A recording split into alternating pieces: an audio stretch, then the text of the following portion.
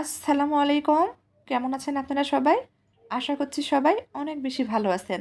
সবাইকে আবারও একবার আমন্ত্রণ করছি সাদামাটা রান্নাঘর অ্যান্ড ব্লগসের আরেকটি নতুন ভিডিও দেখার জন্য। আজকে আমি আপনাদের মাঝে আলু আর আটা দিয়ে তৈরি ভীষণ মুখরোচক হেলদি টেস্টি নাস্তা রেসিপিটি হাজির হয়েছে। তো চলেন দেখি তৈরির পুরো প্রস্তুত প্রণালী আপনাদের মাঝে শেয়ার করি। এখানে একটা বোল নিয়েছি। বোলের মধ্যে চায়ের কাপের মেপে 1 কাপ মতো আটা দিয়ে দিচ্ছি স্বাদ মতো লবণ, 1 চামচ মতো ধনিয়া পাতা কুচি, একটু শুকনো উপকরণ নেড়েচেড়ে মিশিয়ে নিয়েছি। দিয়ে দিচ্ছি এখানে সামান্য পরিমাণ গুঁড়ামরিচ, চিমটি পরিমাণ হলুদ গুঁড়া। আবারও নেড়েচেড়ে মিশিয়ে নিচ্ছি। এখানে আমি গুঁড়ামরিচ আর হলুদ ব্যবহার করছি। সুন্দর একটা কালার আসবে নাস্তাতে, দেখতে ভালো লাগবে। আবারও মিশিয়ে নিয়েছি। মেশানো হয়ে গেলে দিয়ে দিচ্ছি 1 চামচ মতো তেল। তেলটা আটার সঙ্গে ঘষে ঘষে ময়াম দিয়ে নিব। এই ময়াম যতটা সুন্দর হবে নাস্তাগুলো কিন্তু ঠিক ততটাই খাস্তা হবে। ভিডিওর প্রথমেই অনুরোধ করছি, যারা ভিডিও দেখছেন তারা প্লিজ একটা লাইক দিয়ে পুরো ভিডিওটা দেখার চেষ্টা করবেন। ময়াম দিয়ে হয়ে গেছে। এখন অল্প অল্প করে পানি দিয়ে ডো তৈরি করে নিব। ডোটা একেবারে নরমও করব না, আবার অনেক বেশি শক্তও করব না।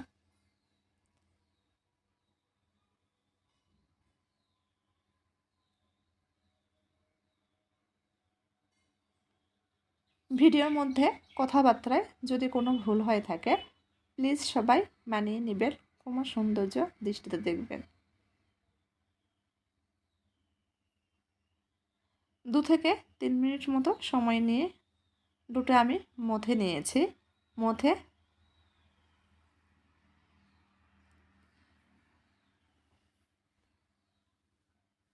ডো তৈরি করে নিয়েছি।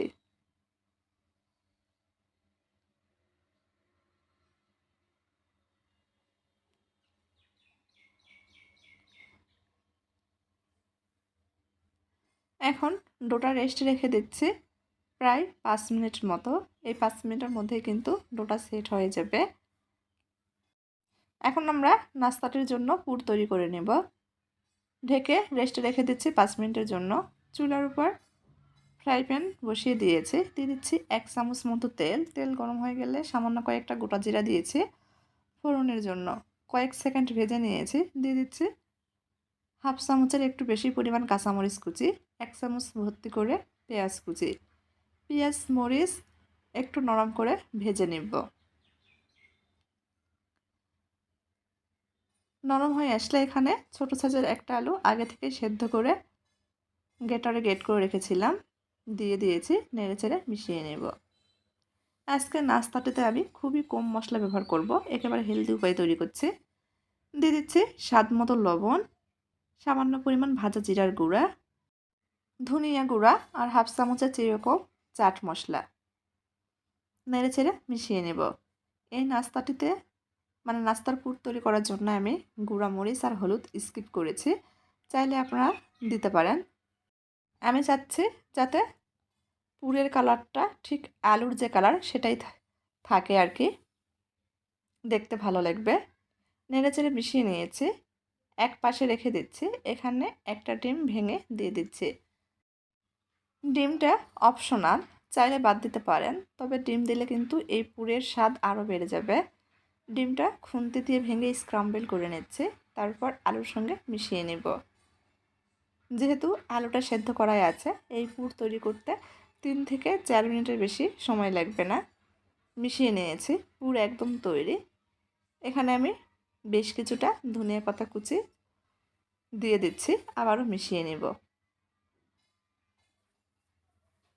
ডিমটা ব্যবহার করেছি, আসলে আমার মেয়ে ডিম খেতে চায় না। এভাবে যদি ডিম দিয়ে ঝটপট তাকে কোনো মুচমুচে নাস্তা তৈরি করে দেওয়া হয়, সে কিন্তু অনায়াসেই খেয়ে নেবে।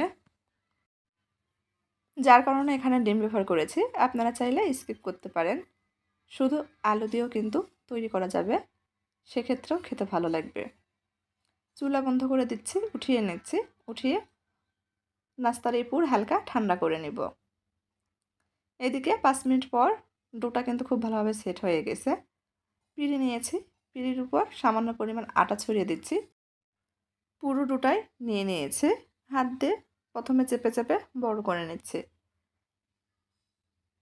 তারপর বেলে নেব। বড় করে একটা রুটি তৈরি করছি। এই রুটি একটু মোটা করেই বেলে নিচ্ছি।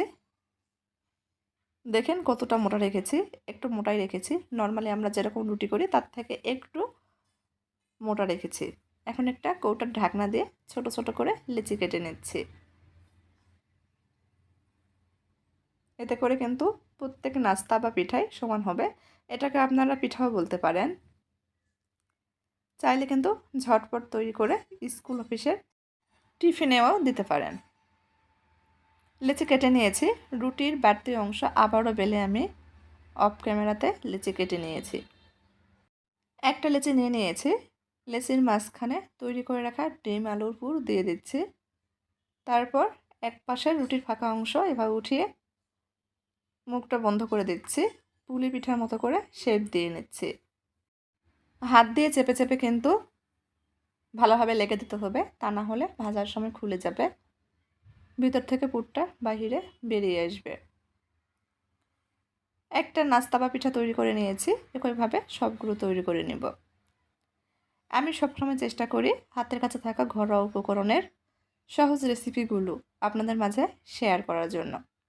আমার এই সহজ রেসিপিগুলো ভালো লাগলে প্লিজ সবাই চ্যানেলটি সাবস্ক্রাইব করবেন, লাইক কমেন্ট শেয়ার করে নিয়মিত চ্যানেলের পাশে থাকবেন। সবগুলো তৈরি করে নিয়েছি। চুলার উপর ফ্রাই প্যান বসিয়ে দিয়েছি। তেল দিয়ে দিচ্ছি। এখানে 2.5 থেকে 3 টেবিল চামচ পরিমাণ তেল দিয়েছি। তেল গরম করে নিয়েছি। এখন তৈরি করে রাখা নাস্তাগুলো দিয়ে দিচ্ছি। চুলার আঁচ মিডিয়াম আঁচে কমিয়ে রেখেছি। একটু সময় নিয়ে মুচমুচে করে ভেজে নেব।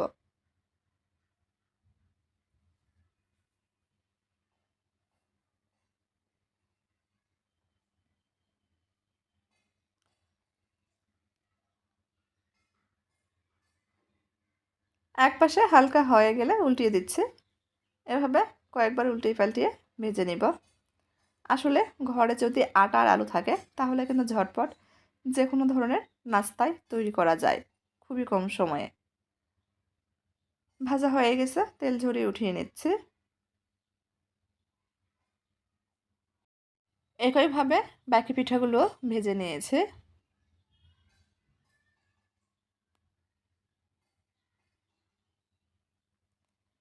পরিবেশন করে নিয়েছি।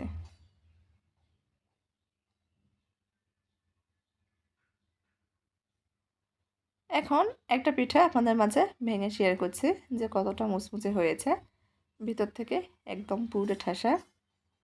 বাচ্চারা তো মুচমুচে নাস্তা পছন্দ করে। চাইলে বাচ্চাদের ঝটপট স্কুলে টিফিনে তৈরি করে দিতে পারেন। শুধু বাচ্চা না, ছোট থেকে বড় সবাই অনেক পছন্দ করবে।